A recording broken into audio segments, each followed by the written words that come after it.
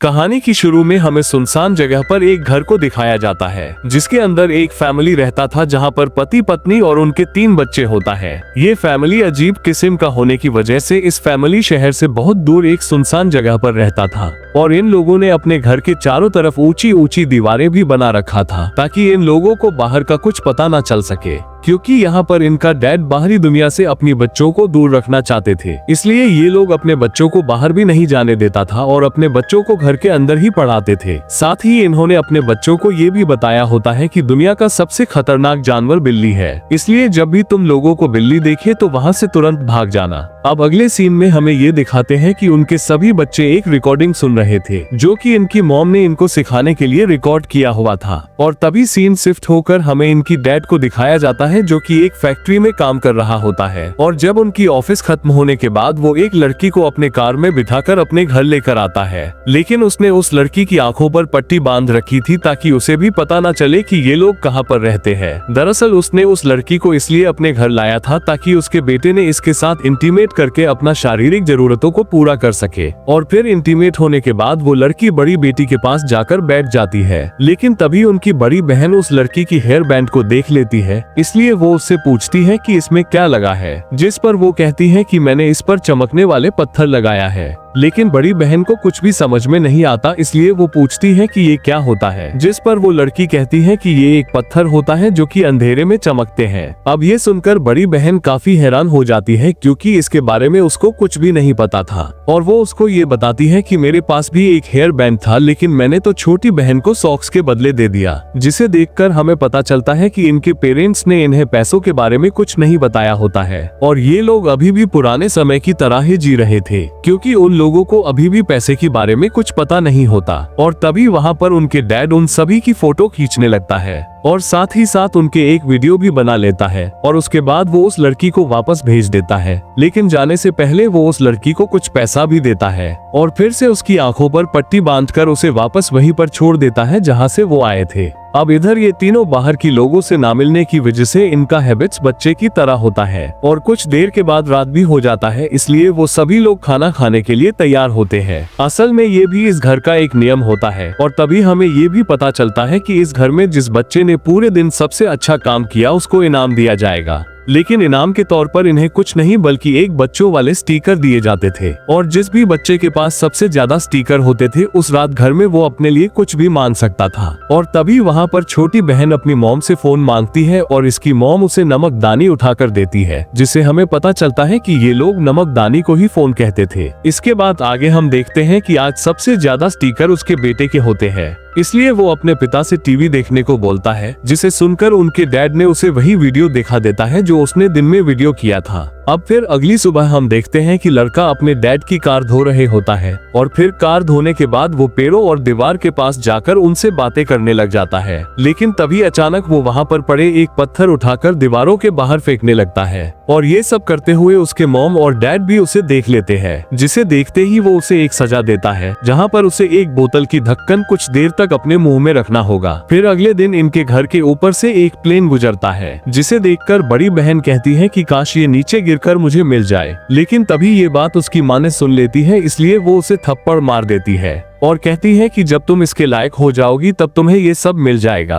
आगे हम देखते हैं कि ये लोग दिन भर टाइम पास करने के लिए उल्टे सीधे काम करते रहते थे, जिसमें ये दोनों बहनें अपने रुमाल पर क्लोरोफॉर्म छिड़क कर उन्हें ही सूंघकर बेहोश हो जाती थी। वहीं दूसरी तरफ हम देखते हैं कि उनकी मॉम टेलीफोन पर किसी से बात कर रही होती है, जिसे देखकर हमें पता चलता है कि इसके पास टेलीफोन भी है, लेकिन इन लोग ने ये सब अपनी बच्चों से छुपा कर रखता था। लेकिन फिर एक दिन बड़ी बहन उसकी मॉम की बातें सुन लेती है, जिसे सुनने के बाद उसे लगता है कि उसकी माँ पागल हो चुकी है। और फिर आगे हम देखते हैं कि इनका डैड जब घर पर खाने का सामान लेकर आते थे तो तभी उसने सामान का लेबल्स को हटा देते थे ताकि उनके बच्चों को बाहर के बारे में कुछ पता ना चल सके। इसके अलावा इनके मॉम डैड ने अपने बच्चों को ये भी बता रखा है कि तुम लोगों का एक और भाई था जो कि एक दिन इन दीवारों से बाहर चला गया, जिसके बाद से वो कभी भी वापस नहीं आया। ये लोग अपने बच्चों के ये बात इसलिए बताते थे ताकि ये लोग कभी भी घर से बाहर जाने के बारे में ना सोचे। फिर अगले दिन रोज की तरह इनका डैड ऑफिस के लिए निकलता है और फिर ऑफिस खत्म होने के बाद वो सीधा डॉग सेंटर डॉग लेने के लिए जाता है, जहाँ पर उसने ट्रेनिंग करने के लिए दिया था। लेकिन वहाँ पर वो लोग उसे डॉग देने से मना करता है और उनसे कहता है कि तुम्हारे डॉग की अभी सेकंड लेवल की ट्रेनिंग जारी है, अभी उसे इसी तरह 5 लेवल को और पूरा करना होगा, जिससे वो खाली हाथ ही अपने घर वापस लौट जाता है। अब फिर अगले दिन हम देखते हैं कि उनके डैड फिर से उस लड़की को लेकर अपने घर पर आता है ताकि वो उसके बेटे के साथ इंटीमेट हो सके। उसके बाद वो दोनों फिर से इंटीमेट हो जाता है। अब ये सब होने के बाद वो सीधा उनकी बड़ी बहन के पास जाती है और उसे अपना हेयर बैंड देती है जहाँ पर चमकीले पत्थर लगे थे, लेकिन उसके बदले उसने अपना बॉडी को चाटने के लिए कहता है, जिसे सुनकर वो भी ऐसा करने से मान जाती है। अब उसके कुछ देर बाद बड़ी बहन भी अपनी छोटी बहन को वही हेयर बैंड देती है और वो भी उस लड़की की तरह ही अपने बॉडी को चाटने के लिए कहता है, जिस पर उसके छोटी बहन भी ये सब करने के लिए मान जाती है। उसके बाद वो उसे सबसे पहले अपना कंधा चिटवाती है। अब अगले सीन में हम देखते हैं कि वो तीनों बच्चे बाहर खेल रहा होता है, जहाँ पर उनका बड़ा भाई अपने एरोप्लेन के साथ खेल रहे थे। लेकिन तभी वहाँ पर बड़ी बहन आती है और उसके एरोप्लेन मांगती है, लेकिन वो उसे एरोप्लेन नहीं देता, इसलिए वो उसे छीनकर घर के बाहर फेंक देती है, जिससे वो काफी गुस्सा हो जाता है। मगर ये लोग घर के बाहर तो जा नहीं सकते थे, इसलिए जब इन बच्चों का डैड आता है तो तभी वो अपने डैड से कहता है कि मेरा एरोप्लेन बाहर गिर गया है, जिसे सुनने के बाद उनके डैड उस प्लेन को लेने के लिए जाता है। लेकिन वो कार के अंदर से ही प्लेन को उठा लेता है, क्योंकि उसने अपने बच्चों को बता रखा था कि अगर घर के बाहर पैर रखे तो उनकी मौत भी हो सकता है। अब फिर एक दिन बड़े बेटा बाहर खेल रहे होता है कि तभी वहाँ पर एक बिल्ली आ जाती है, जिसे देखते ही वो काफी डर जाते हैं, क्योंकि उनके डैड ने उनको ये बताया होता कि बिल्ली काफी खतरनाक होता है। इसलिए वो एक कैंची लेकर उस बिल्ली को मारने के लिए उसके तरफ बढ़ने लगता है, जिसे देखकर उसकी दोनों बहन काफी डर जाती है, मगर फिर भी वो हिम्मत करके उस बिल्ली को मार देता है। लेकिन जब ये बात इसके डैड को पता चलती है तो वो अपने सारे कपड़े फाड़ देता है और अपने शरीर पर लाल रंग लगाकर घर पहुंचता है, जिसके बाद वो सभी से कहता है कि बाहर वाले शैतान यानी कि बिल्ली ने मुझे मारने की कोशिश की, मगर मैं जैसे तैसे करके वहां से बचकर आया हूँ। जिसे देखकर वो लोग काफी घबराया जाते हैं और उनको सच में लगने लगा कि बिल्ली काफी खतरनाक होता है। अब फिर अगले सीन में हमें दिखाया जाता है कि इनकी माँ फिर से प्रेग्नेंट हो गई है, जिसके बाद डैड अपने बच्चों से कहता है कि तुम्हारी माँ एक बच्चे की जन्म देने वाली है, जिसे सुनकर सभी काफी खुश हो जाती है और सारे बच्चे क्लैपिंग करने लगते हैं। अब उसके कुछ दिनों के बाद वो लड़की फिर से इनके घर पर आती है और वो दोनों इंटीमेट होने के बाद वो लड़की फिर से बड़ी बेटी के पास जाती है और उसे अपने पास हुई हेयर जेल देती है और उनसे कहती है कि इससे तुम अपने बालों को कैसे भी सेट कर सकती हो। अब इधर धीरे धीरे बड़ी बेटी को लग रहे होता है कि बाहर उतना भी खतरा नहीं होगा, क्योंकि वो लड़की भी बाहर रहती है। इसके बाद वो लड़की से कहती है कि क्या तुम मुझे तुम्हारे बैग में रखी सीडी टेप दे सकती हो। दरअसल उसके बैग में रखी हुई टेप्स हॉलीवुड मूवीज की थी, इसलिए वो टेप देने के लिए रेडी होती है। अब फिर रात में सभी सो जाते हैं तो तभी बड़ी बेटी उस सीडी टेप को देखने लगती है, जहाँ पर एक बॉक्सिंग की मूवी थी, इसलिए वो भी मूवी की तरह ही एक्टिंग करने की कोशिश करती है।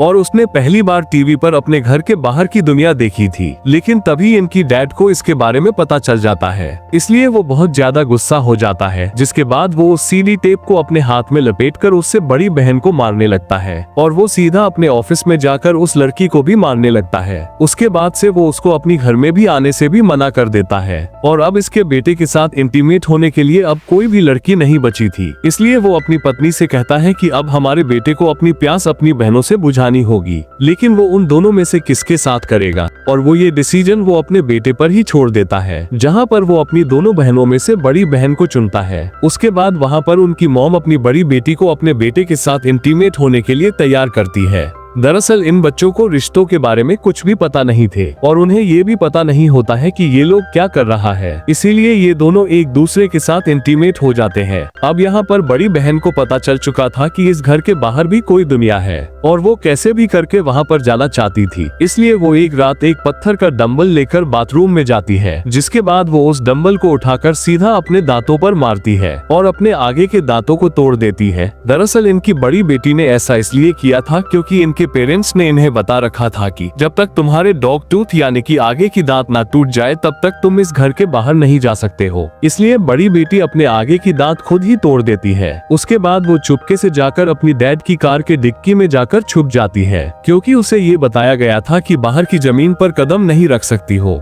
लेकिन उसके कुछ देर के बाद उसके डैड को पता चलता है कि उसकी बेटी घर पर नहीं है, इसलिए वो सभी लोग घर के बाहर उसे ढूंढने लगते हैं। अब इन लोगों ने अपने किसी भी बच्चे का नाम नहीं रख दिया था, इसलिए उन लोगों को उसे खोजने में काफी मुश्किल पड़ जाती है और उसका नाम ना होने की वजह से उसको बुला भी नहीं सकती है। अब काफी देर बीतने के बाद भी उन लोगों को वो कहीं भी नहीं मिलता, इसलिए वो सभी वापस घर के अंदर आ जाते हैं। अब अगले दिन डैड अपनी कार को लेकर अपने ऑफिस की तरफ निकल जाते हैं, जिसकी डिक्की में अभी भी उसकी बड़ी बेटी छुपी हुई थी। और इसी के साथ ये मूवी भी यहीं पर एंड हो जाती है।